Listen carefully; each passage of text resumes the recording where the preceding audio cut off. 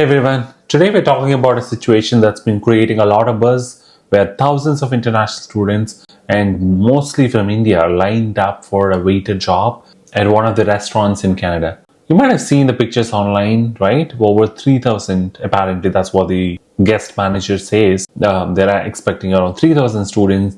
Well, I cannot estimate that 3,000 are showing up in those videos, but apparently the guest manager says that they're expecting 3,000 people. So why is this happening? Why are the students, many of whom are well educated and skilled, looks like everybody is dressed up so well, ending up in lines for low wage jobs especially? And what can we learn from this situation? Stay with me as we break down what's really going on and why this event should raise some important questions for all of us, whether you are an international student or thinking about becoming one. As I say, 3,000 people for 20 jobs. We don't know if it's really 3,000 people who walked in, or we don't even know if they're really hiring for 20 people. And this is exactly what we know of from the internet, viable resources which reported this information. So let's understand what the event itself is all about. So this was the hiring drive for a restaurant, Tandoori Flame brand. The event was set for just for about 3 hours with only 20 positions available. But what happened? Over 3,000 people showed up. It's shocking, and honestly, it should make us all pause and think. It's not that these students want to be waiters or work in survival jobs. They want to use their education and skills, of course, but the system makes it so difficult for them to do so. They end up settling for whatever job that comes their way. They can just find to make their ends meet. But if you ask me, the event could have been handled better. Let's get into those details. With such a large turnout, while they say it is expected to be that way, there should have been more planning involved, better crowd control, better communication, and maybe even a pre-screening process could have helped manage the expectations. So there's a new venture coming up named Happy Sing Street Eats. So we are shortlisting and interviewing candidates here. So I think we're expecting up to 3,000 people today and tomorrow. The interview is going to happen for 2 days. I mean, announcing only 20 positions but allowing thousands of people to show up just feels poorly thought out. Imagine 3,000 for 20 positions is like 1:150. It's way too much for this kind of a job.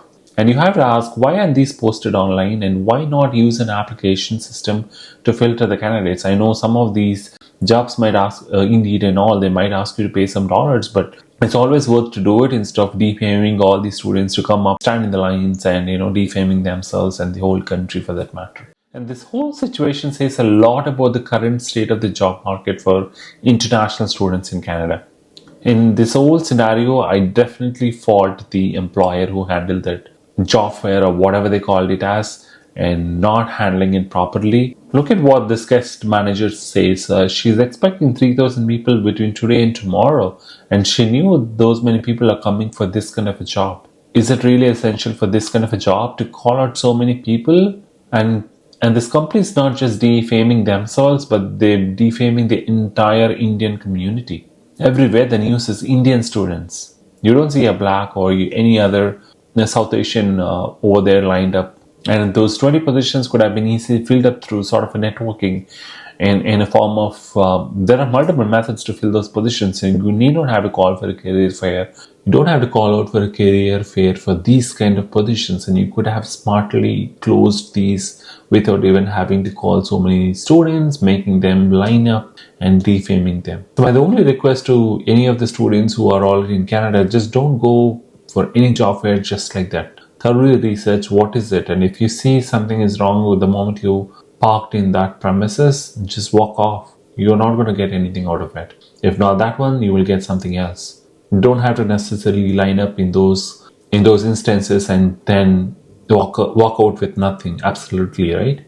I think you need to make those tough decisions looking at the scenarios, the circumstances surrounded in your cases. All that they're going to do is collect the resumes, send you back home, and you don't know what's going to happen and who are those lucky 20 going to be. Or even if they decide to call off the event, they hire or do not hire, you would not know at all. So don't fall into these kind of silly traps just because you needed a job. Understand you're looking to earn those dollars, and those dollars might help you in paying your rents, bills, and everything. But just lining up in the hundreds and thousands of them doesn't really make sense. Think smart, at least put whatever you studied into practice in these kind of situations and understanding which one is right and which one is not right.